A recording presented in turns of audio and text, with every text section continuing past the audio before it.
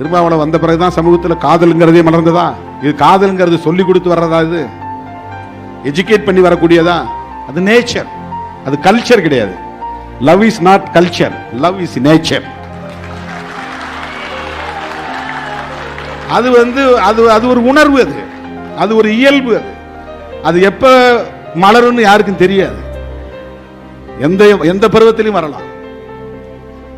Adolescent பீரியட்ங்கிறது முக்கியமான hormonal changes உருவாகிற நேரம். அது யாருக்கும் வரலாம், எப்போதும் வரலாம். அது மனிதன் தோன்றிய காலத்திலிருந்து, ஆணும் பெண்ணும் தோன்றிய காலத்திலிருந்து உருவான உணர்வு. அப்படிதானே ஒரு ஈர்ப்பு ஏற்பட்டு இனப்பெருக்கம் உருவாகும்.